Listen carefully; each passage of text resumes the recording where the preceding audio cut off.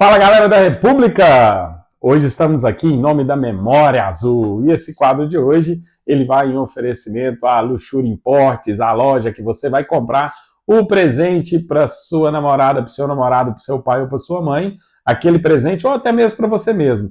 Quer perfume, roupa de qualidade, importado, original, é na Luxury Importes. Então não deixa de entrar em contato, faça lá seu pedido, a sua cotação, fala com a Débora que você veio do nosso canal, que tá tudo certo, vai ter condições especiais. Detalhe, ela entrega na sua casa e ainda divide no cartão de crédito, ok?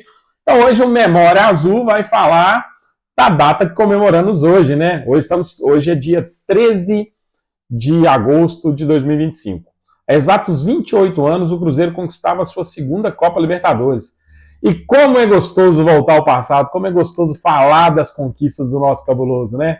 Eu, particularmente, adoro, não é à toa que muita gente me chama de Memória Azul, de Enciclopédia do Cruzeiro, enfim, eu gosto muito disso porque eu sou formado em História, né? A minha formação acadêmica é História, e eu acho que eu tenho esse lado de historiador, de gostar de falar do passado. Então, eu vou fazer um resumo aqui daquela Copa Libertadores de 1997. Eu vivi como torcedor.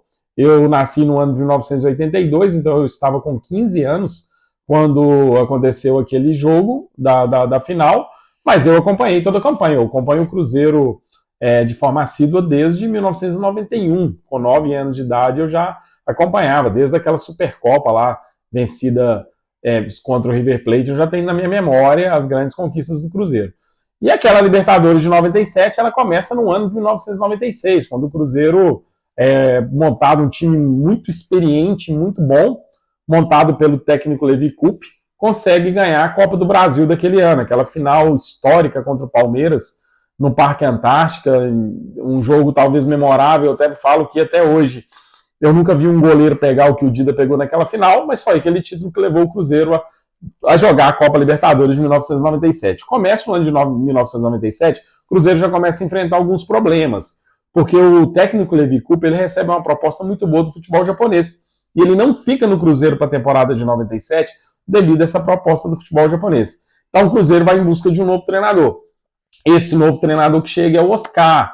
O Oscar, ex-zagueiro da seleção brasileira, capitão da seleção lá na Copa de 1982.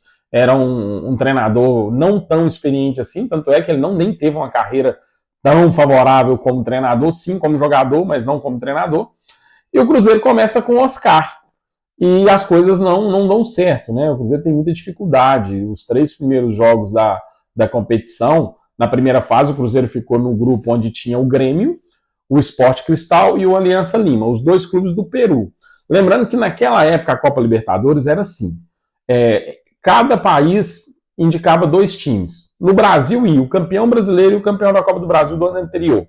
Como o Grêmio foi campeão brasileiro de 96 e o Cruzeiro campeão da Copa do Brasil, apenas Cruzeiro e Grêmio disputaram a Libertadores de 97 representando o Brasil. E automaticamente os clubes brasileiros ficavam no mesmo grupo. Os 2 brasileiros ficavam no mesmo grupo contra 2 clubes de outro país. Nessa feita em 1997, ficamos no grupo com os peruanos, do Sport Cristal e com a Aliança. Naquela época funcionava da seguinte forma: classificava o primeiro e o segundo de cada grupo e me parece que os 3 melhores terceiros colocados. O Cruzeiro começa a competição perdendo um jogo no Mineirão para o Grêmio, um jogo perdeu 2-1 à quarta à noite. O Cruzeiro sai na frente com o gol do Ailton e depois acaba sofrendo a virada com o gol do Afonso e um gol do Paulo Nunes, se eu não me engano.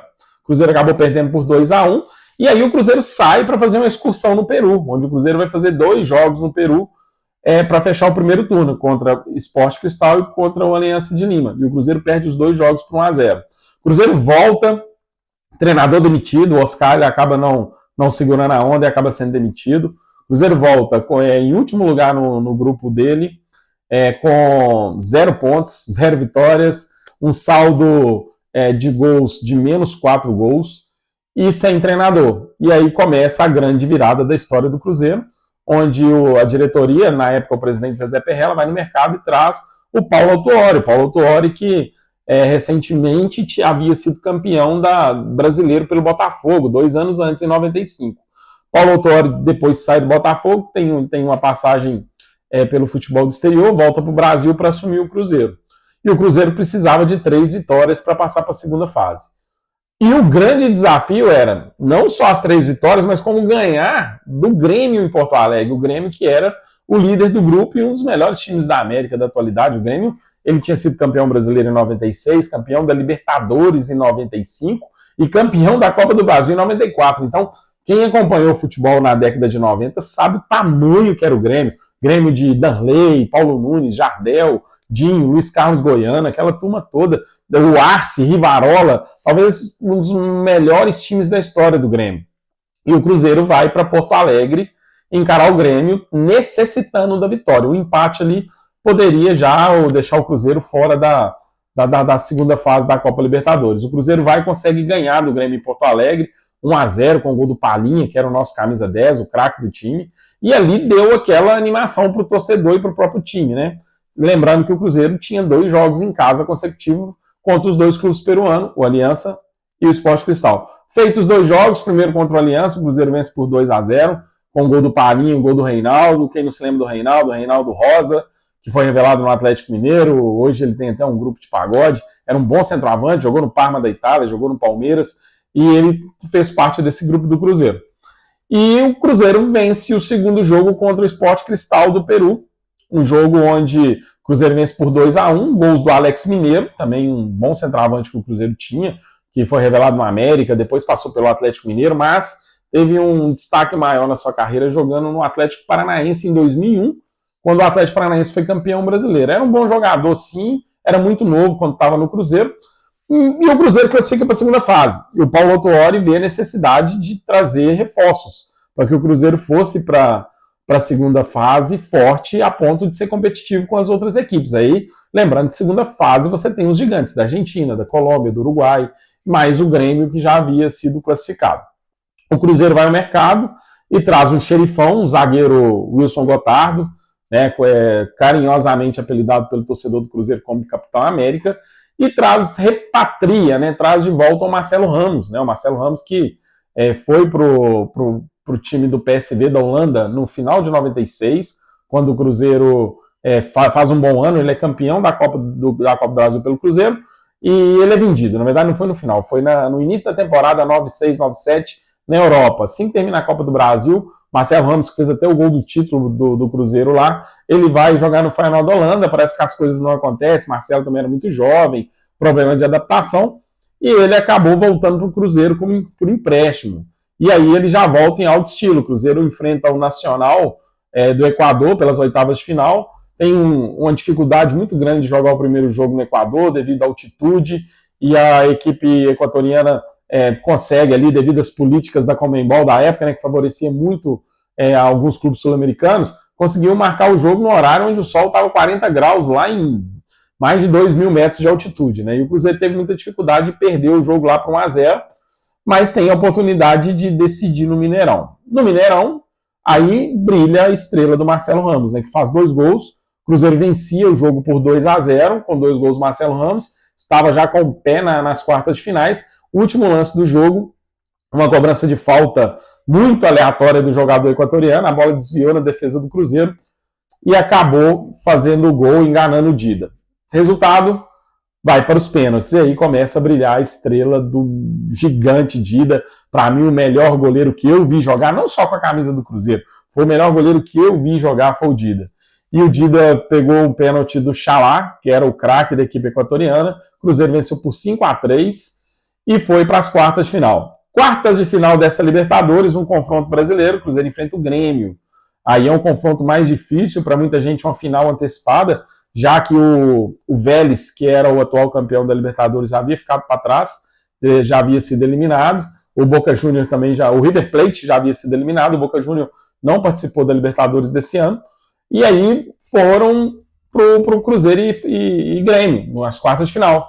2 jogos muito bons.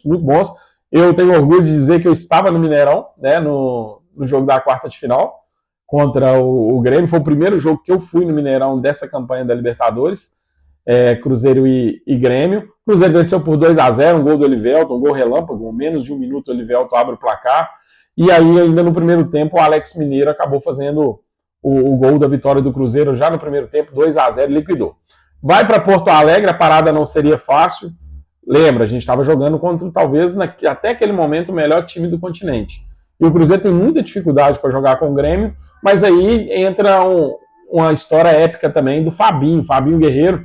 Ele estava machucado, um cara que deu a vida naquele jogo, ele fez um jogo espetacular, muito guerreiro, muito voluntarioso, um cara incrível, o Fabinho, que era o nosso volantão.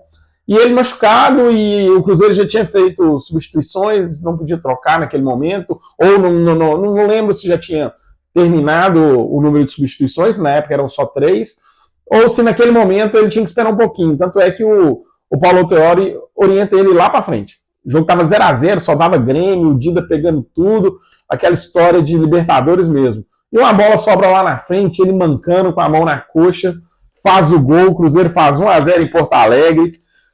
Quem está em casa, quem está em BH, com certeza vibrou e comemorou muito aquele gol. E aí o Grêmio ainda consegue virar para 2-1 no final do jogo, consegue 2 gols, o Grêmio vence por 2-1, mas na soma dos placares, como o Cruzeiro havia vencido o Mineirão 2-0, o Cruzeiro acaba indo para a semifinal da Libertadores. O Cruzeiro chega a uma semifinal de Libertadores depois de 20 anos. A última vez que o Cruzeiro havia chegado na semifinal da Libertadores foi em 1977, que foi o ano que o Cruzeiro foi vice-campeão da Libertadores, perdendo a final para o Boca. E aí o Cruzeiro vai para a semifinal, vai enfrentar um adversário muito tradicional na América do Sul, que é a equipe do Colo-Colo do Chile, um gigante da América do Sul na época também. Hoje já nem tanto mais, né? A gente sabe que o futebol mudou muito, mas na década de 90 o Colo-Colo era um dos gigantes do futebol sul-americano. E a gente sabia que ia ser 2 jogos muito difíceis. Cruzeiro joga o primeiro jogo no Mineirão, vence o Colo-Colo por 1-0, gol do Marcelo Ramos, e vai para o Chile numa missão muito difícil, que era segurar o Colo-Colo, que tinha um atacante titular da seleção chilena, que era o Bassay, um cara muito bom, um gigante. E o Colo-Colo, num jogo muito difícil lá, acabou vencendo o Cruzeiro por 3-2, vencia o Cruzeiro por 3-1 até os 42 do segundo tempo, resultado que estava eliminando o Cruzeiro da competição. E no final do jogo, o Cleison acabou fazendo o segundo gol do Cruzeiro, diminuindo para 3-2, e a decisão foi para os pênaltis. E aí o Dida pega 2 pênaltis, inclusive do craque do time, do Bassay, que havia feito 2 gols de pênalti durante o jogo. E o Dida pegou o pênalti dele, e o Cruzeiro acabou vencendo por 4-1. O Dida pegou o pênalti do Bassay e pegou mais 2 pênaltis. E o Cruzeiro acabou vencendo nos pênaltis por 4-1, chegando à final da Libertadores mais uma vez depois de 20 anos.